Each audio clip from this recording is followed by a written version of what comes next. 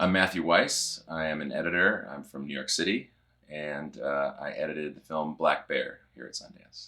Cool. And this is your first time? This is my first time with a film. I came to Sundance many years ago with some friends and just to kind of be a bum and hang out and glom onto things and see what it was like. And that was fun. But this is, really my first legit time at Sundance with a film. And so did this premiere Friday? Yep, Friday. How did that feel and go? It was thrilling. It was an amazing reaction. I mean, there were things that we had been watching in the edit that we knew were going to work. And even though we did some test audiences and sort of had some feedback, it's a small audience, so it doesn't always achieve critical mass for some reactions. And it just, like, everything hit like gangbusters. It was laughs where there should have been laughs, maybe bigger than we even thought. There was silence and rapt attention in some of the more dramatic moments.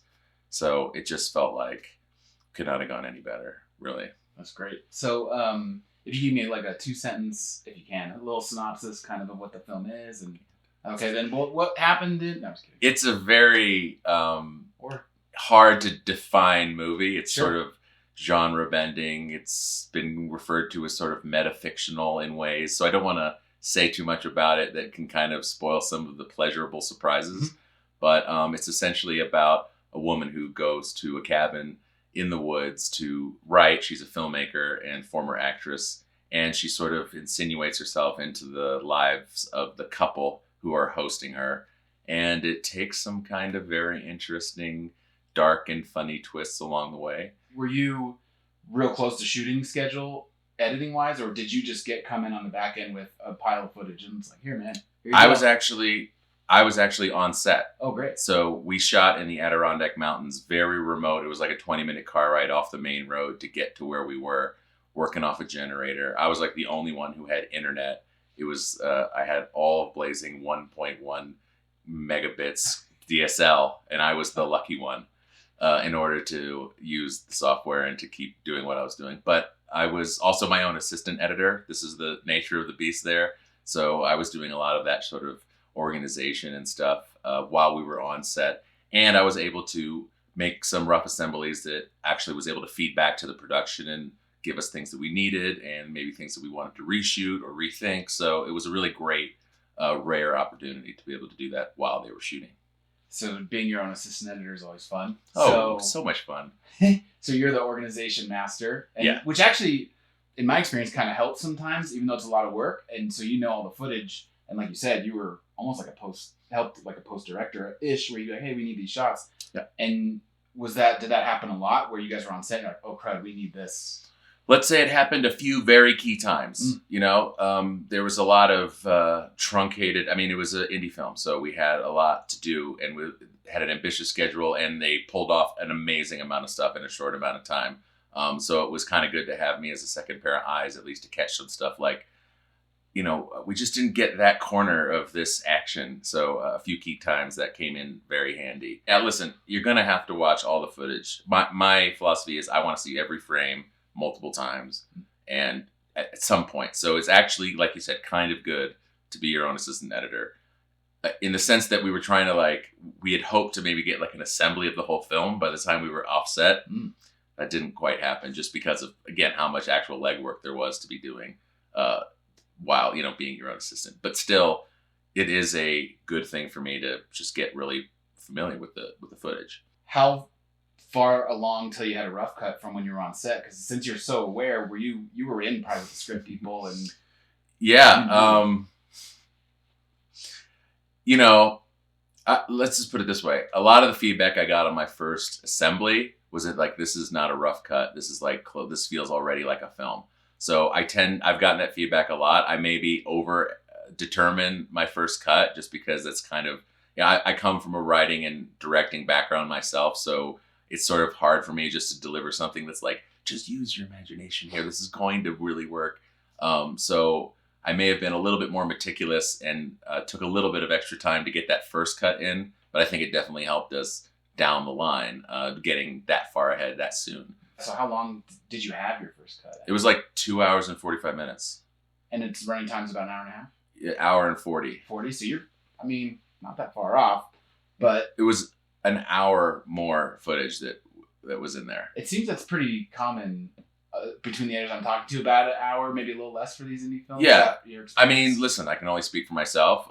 But yeah, I mean, look, these days we're in the era of like most movies are like 2.5 hours. Like it's so common these days to see that. I mean, of course, that's films with a different pedigree or a different sort of attraction or marketability and so on, so they can kind of get away with it a little bit more. But you know, I'm the guy that loves like Chantal Ackerman, you know, Jean Dielman. It's like a 3-hour movie about a woman doing housework. So you'll never hear me say a movie is too long, only it's just not interesting, you know? So if it's not working, that's one thing. But at the same time, I'm pragmatic and recognize there are commercial sort of distinctions you need to make and kind of issues you need to approach that way. So, you know, it's... like I wouldn't have necessarily said, oh, the 2 hour and 45 cut, that's perfect. It wasn't, you know, it had issues. And the good news is when we started to go through and not just cut for time, we have to cut for time. It was cut for quality. That also helped to shape it to where it is. And we actually cut it way down. At one point we had like an 1.5 hour version. And then we said, all right, we overcorrected. And we sort of pulled a few parts back. But it was very helpful to see like, oh, we don't need this. You know, we don't, whether it's, she doesn't need to walk all the way across the room, or we don't need these subplots or these whole scenes. So inside of, we'll transition to Premiere a little bit. You were your own assistant, which is great. Are you very organized, or do you have kind of your own loosey-goosey structure? Oh, no. I've had my system down for a while. And, you know, I pick up hints and tips and tricks. Like I watch other editors kind of give symposiums and things like that. And I go, oh yeah, that's smart. I'm going to take that. I'm trying to think of who I watched, like Michael Bay's editor or something that's like so off of what my goals are in terms of making films. But he did the and it's probably very popular, but for me, I never really did it, is the, you know, just like dual timelines. Because I always, ever since my Avid days, basically, I hated bins. Like I don't like double click, find the shot, read. I want to be able to scan straight through, right? So I was always using timeline editing as my bin, and that would take. And so, but once I brought like the multiple timelines, like here's my selects, you know, or here's my all footage, here's my selects, and here's my cut and multiple cuts, that was just like a dream. So between that and, you know, I'm also very like anal retentive about like, make sure you can always find where it was, you know, so I have a sequence with like all the footage, then a sequence with our selects. And then I love the marker tool. That's like my best friend. Mm-hmm. And I haven't yet done script sync. I feel like that's the next thing that I really want to get my hands dirty with. And I started looking into it, but just for whatever logistical reasons, didn't get to it with this. But I sort of do it myself. So part of my assistant editing is meticulously marking lines or every other line and kind of color coding which one is either good or bad, or whether it's a blocking or a dialogue thing. So yeah, I got my secret sauce.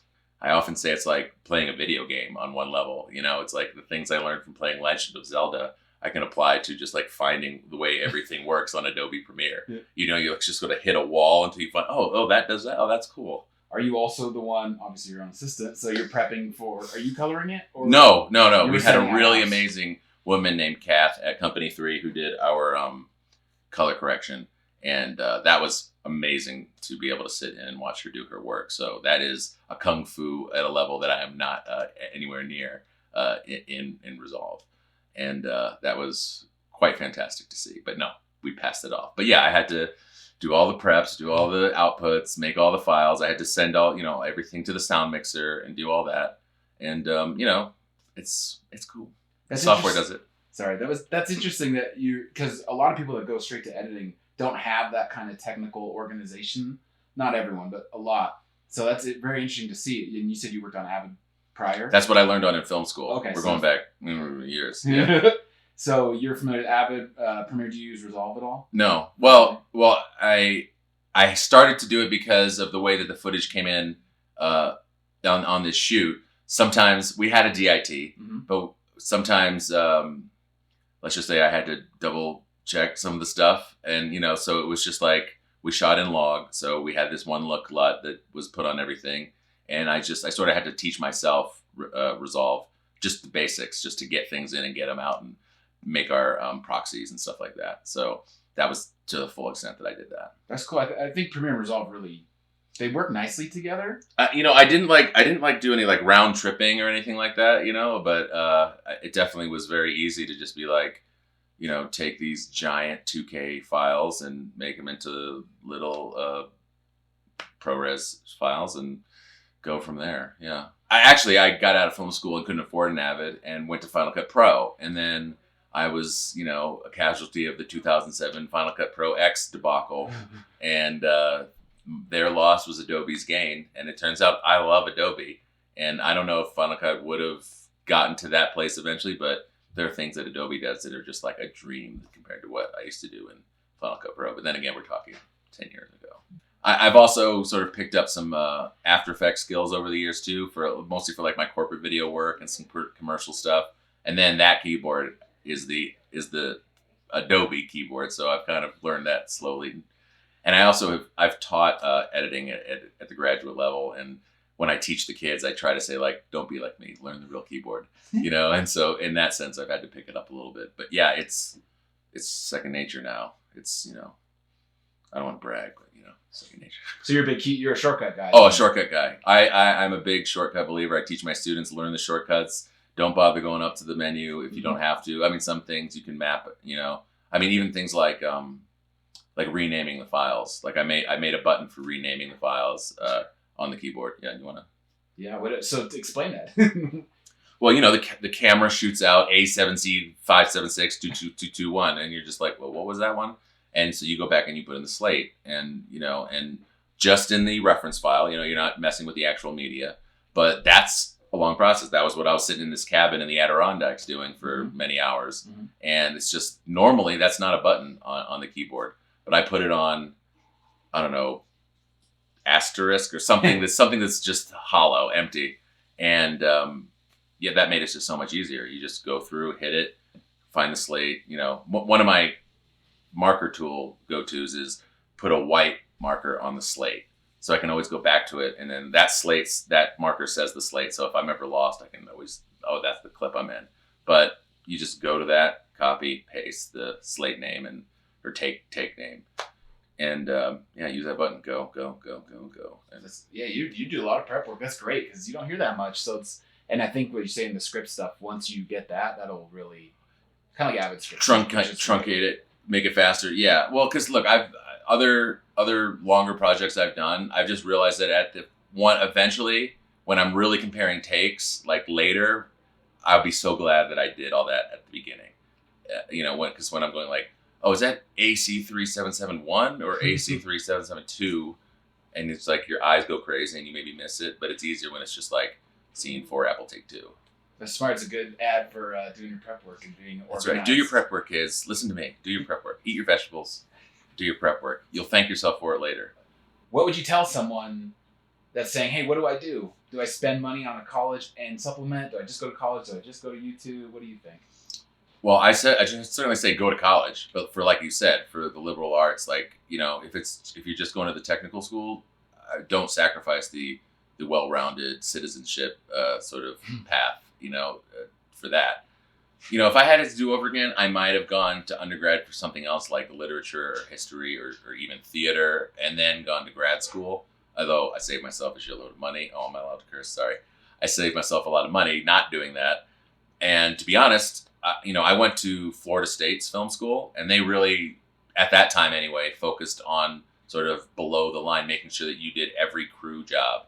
You could set up an HMI, you could run sound, you could set up a flag the proper way, and then they had Avids, and that was really the draw at that time in the mid-90s. It was like, wow, I can work with the Avid. Mm-hmm. And so if not for that, I don't think I'd be where I am here today. So I can't in good conscience say like, just look at YouTube, because the best thing about going to a film school is that you at least buy yourself the freedom to just be doing that for 2 years, 3 years, 4 years, whatever it is. So that's really the biggest plus for that. If you can afford it, don't go into a lifelong amount of debt until Bernie Sanders gives us all free college. When that happens, then definitely go to film school.